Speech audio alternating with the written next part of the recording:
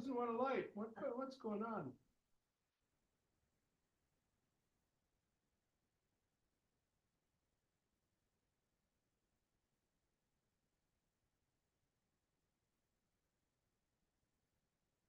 There we go. Hello, folks. Welcome to Community Church. We call ourselves a Peace and Justice congregation since 1920, and we light a candle.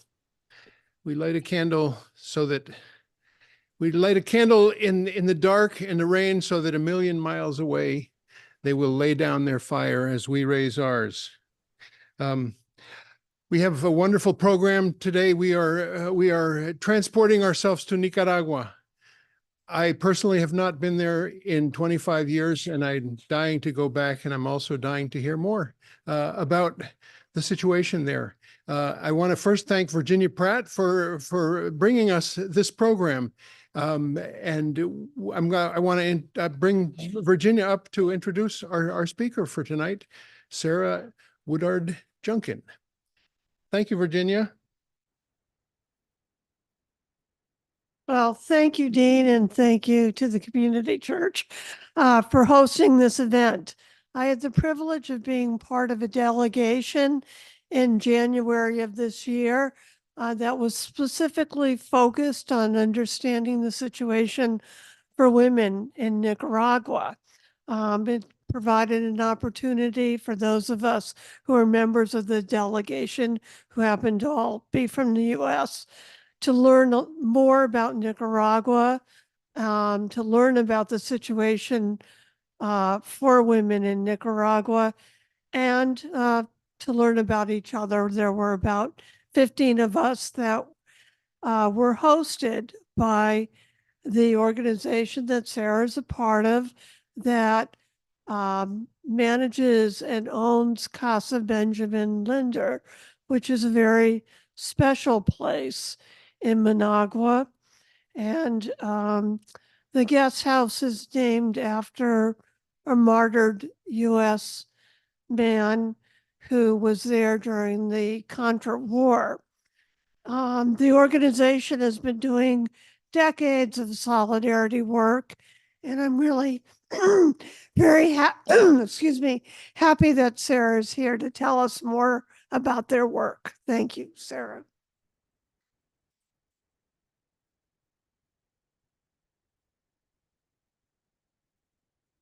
Thank you. I am delighted to be here. Can you hear me all right? Okay. So this is good. So if we can start the PowerPoint. We're having technical difficulties tonight, folks, so don't give up on us. There we go. So I really am glad to be here, and it was a delight to have Virginia and her folks with us in Nicaragua in January. Can you feel it? The world is shifting. The future is looking different for the peoples of the world. At the CDCA, we are committed to working in harmony with the Nicaraguan people and nurturing this new future together. 45 years ago, 3 of us, Mike, Kathleen, and I, made a commitment to the poor of the world to work with them to improve their lives. We founded the Jubilee House Community, an intentional faith-based community, as a nonprofit in North Carolina to carry out this work. Over the next 10 years, we began and then ran about a women's shelter, homeless shelters, a rape crisis line, began a Habitat for Humanity chapter, and a host of other projects to help the poor. In 1990, we founded another organization to carry on this important work, which continues to this day in North Carolina. We knew this work was vital to help the most vulnerable, but as time went on, we increasingly felt that we were working on Band-Aid solutions to alleviate suffering in a system that marginalizes our society's most vulnerable. We sought a way to focus on root causes of poverty in harmony with a society where being poor does not rob you of your dignity, an example we had seen in person when we visited Nicaragua in the 1980s. To this end,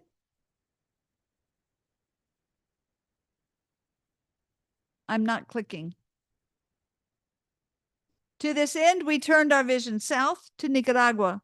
Nicaragua, a tiny country in the heart of the Americas, where in the mid-1900s, the 50,000 Nicaraguans were killed under a cruel 40-year dictatorship before idealistic young Sandinista revolutionaries managed to overthrow it in 1979. Nicaragua, whose revolution managed to redistribute land to poor farmers, teach its people to read and write, eradicate childhood illnesses, and offer its population free education and health care. All these accomplishments, even while suffering a decade of war with 30,000 dead, a war organized, funded, and carried out by the U.S.-backed Contra, who were intent on killing the Sandinista Nicaragua revolution. Nicaragua, where the U.S. promised to continue its war unless the people elected the U.S.-backed candidate, a promise which was understood in 1990 as Nicaraguans voted and chose peace, entering into a period of neoliberalism where the rich got even richer and the poor got even poorer. So 30 years ago, we, the Jubilee House Community, packed up all our belongings and moved to Ciudad Sandino, just outside the capital of Managua, founding our project, the Center for Development in Central America. We came to Nicaragua to work with the poor at a time when many idealists had fled the country, at a time when the nation was in a deep depression. Children begged at stoplights and patients died outside of hospitals for lack of medical care. We came not to work for the poor in Nicaragua, but to work with them in harmony. For 30 years, our role has been to help Nicaraguan communities carry out the projects they identify as priorities for their own communities. Together with grassroots funding, mostly from folk like you in the U.S., much has been accomplished. In sustainable agriculture, we've worked with 3,000 farmers to help them grow, harvest, process, export, and sell organic sesame, peanuts, coffee, and cotton. For 30 years, we have helped cut out the middlemen, selling directly to organic buyers to ensure more profits stay with farm families. We've watched as their markets became stable. Their homes got cement floors and block walls, as their families purchased washing machines and motorcycles and tractors, as their children finished high school, went on to college, became professionals. In sustainable economic development, we've helped tiny businesses get their start, purchasing rope in bulk at a better price for a family making hammocks, financing a freezer for a fishmonger, paying for studio time for a band to record an album. We've helped groups of Nicaraguans set up worker-owned businesses, concrete construction materials to build homes and roads, ceramic water filters to clean drinking water, gin for their organic cotton, and single moms sewing clothing. We even helped start a small Rotary Club in Ciudad Sandino, building connections especially with U.S. Rotarians, broadening the scope of folk working with Nicaraguans in response to their needs. A huge water project is now providing potable water to 576 nearby rural homes, funded by a Rotary Global Grant in partnership with California Rotarians, with labor provided by our club and families in the recipient communities. In education, we've supported community preschools, built schools, provided business training and public health education. We've hosted 246 volunteer delegations, of which Virginia's was one, and more than 6,000 individuals to learn about Nicaragua, work alongside its people, and hopefully come back home here to change the world for the better. In healthcare, we've built health centers, we've trained health promoters, nursing and medical students. We've hosted 650 medical volunteers, set up and run a full-time health clinic for 25 years, providing primary and specialized care for our city of 200,000. What we've accomplished, we have not accomplished on our own. We have worked in harmony with Nicaraguan communities where we work, helping the people of Nicaragua access the resources they need to carry out their own priorities. These projects have grown and changed over the years as Nicaragua has grown and changed. And in the past 30 years, Nicaragua has changed a lot. During the period of U.S.-backed neoliberal governments from 1990 to 2006, Nicaragua became one of the most unequal countries in the world. Much of our time was spent just helping people survive. When Hurricane Mitch hit in the fall of '98, we got 12,000 new neighbors who had nothing. Flood victims dumped onto a nearby cow pasture. We helped organize the hurricane refugee camp of Nueva Vida to get clothing, medicine, latrines, houses, healthcare, and jobs.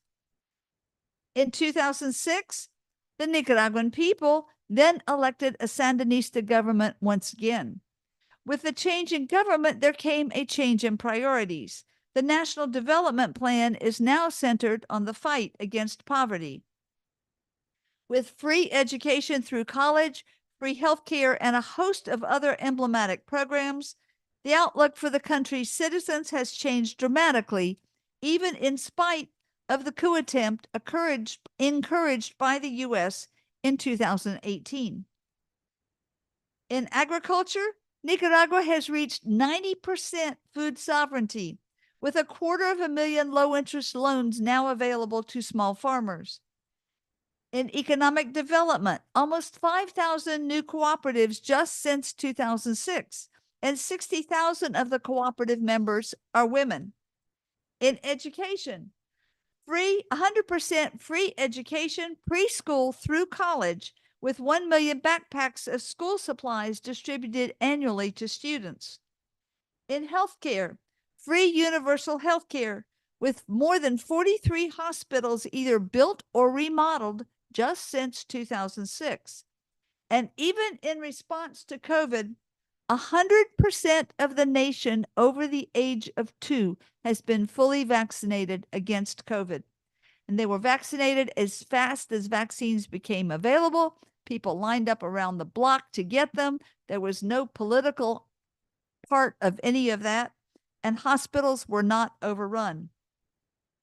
All of this together means that the poverty rate in Nicaragua has been cut in half in just 18 years. So working in harmony with the people of Nicaragua, as their needs have obviously changed, our work to meet those needs must also change. So how are we doing that? Some of us, as the Jubilee House Community, have been at this work for 45 years. It is said we will die with our boots on, and that might be true, but we also have to admit that we can't do all of this on our own. So who is helping?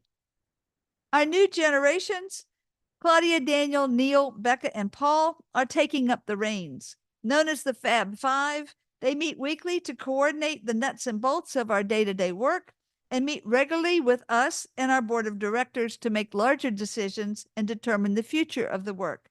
More specifically, Becca has been working alongside us in all aspects for 23 years. She is director of the clinic and coordinator of Casa Ben Linder, working with Nicaraguan staff in both areas. Her husband, Paul, now takes a more active role as head of maintenance with his primary assistant, Luis. Daniel was born into community, and he and his wife, Claudia, have been working with us for 6 years in administration and human resources. Neil has been a volunteer and friend for many years and officially joined the community this year. He runs coffee sales and does IT work. I think we needed him here tonight, didn't we? Help us with our IT issues. But they are not alone. As always, we have an incredible team of 19 folk working with us on the ground in Nicaragua. But many of the faces have changed over the years, with folks retiring and new folks coming on board with lots of energy to keep up the daily work. So what sort of future are we nurturing together? In sustainable agriculture, we're working with families and communities on aquaponics. These are closed systems to grow tilapia fish and food sustainably. Tilapia are raised in a tank. Their dirty water nourishes plants whose roots clean the water before it is pumped back into the fish tank. With support from Rotary clubs in the U.S., we've already installed 57 systems in homes and schools around Ciudad Sandino. This year, the folk with the most successful systems are identifying new families to install 60 more systems, and they themselves will work to train, support, and troubleshoot with these new families. And that green bunch in the upper right-hand corner of your picture, that is a plant called insulin. And the Nicaraguans have figured out that you can pick a few leaves, brew it as a tea, and it helps to control diabetes blood sugar levels. And diabetes is a serious problem in Nicaragua because sugar is cheap. So if you pour, you have coffee with a lot of sugar in it.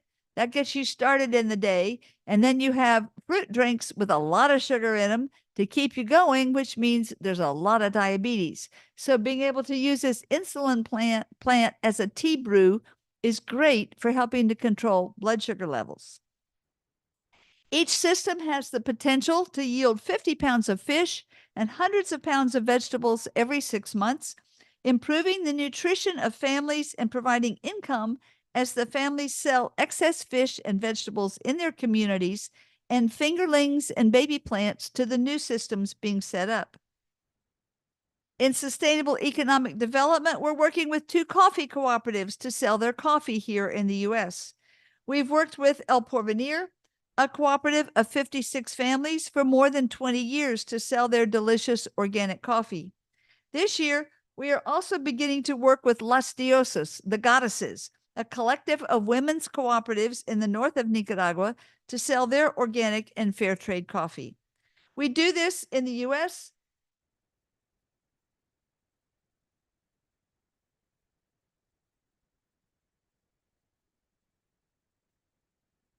We do this in the U.S. through Farmer Shares. You can set up a subscription and their coffee will arrive to you monthly. This not only provides a market for the co-ops, but also provides additional income for our projects in Nicaragua. In education, we are focusing on educating folk here in the global north about Nicaragua through the Casa Ben Linder, our education project, Solidarity Center, and Guest House in Managua, and also through speaking tours like the one I'm on now. We host in-country delegations to learn about Nicaragua, women's issues, indigenous and Afro-descendant rights, healthcare, and with Nicaragua's focus on fighting global warming, even visiting a geothermal plant. This is a delegation in front of the Momotomo volcano that produces energy geothermally. Nicaragua currently supplies up to 80% of its electricity from renewable sources: geothermal, hydro, solar, and wind. And with recently designated donations, we too are participating, installing solar panels on the clinic and at the center as well. We also host individual volunteers and are now offering Spanish language classes through our Solidarity Spanish School based at Casa Ben Linder. Our education work includes teaching about the effects of current U.S. sanctions against Nicaragua and working to prevent further U.S. sanctions from being passed, as well as an appreciation for the beauty and richness of Nicaragua's landscape. In healthcare, we're working in harmony with the Ministry of Health to transfer patients with emergencies to the ER, women with abnormal Pap results for cancer treatment, and ongoing integral care for patients with Parkinson's and epilepsy. We work to fill in the gaps where the public system doesn't yet reach. In 2023, we attended over 17,500 patients in all areas. General medicine, including point-of-care ultrasounds.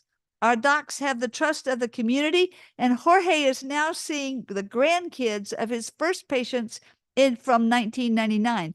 That's Jorge on the left in 1999 and Jorge on the right today.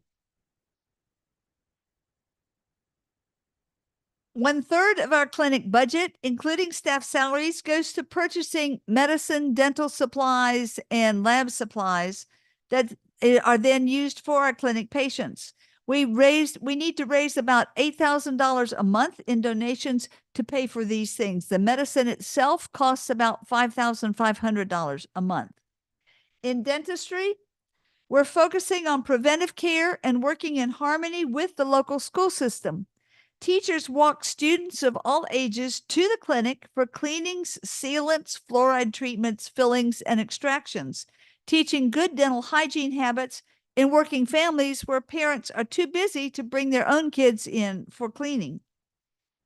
Nursing, our nurses do PAPs and EKGs for all target patients, wound care, injections and IV drips for patients in crisis, and our nurses work hard every day and they love their job.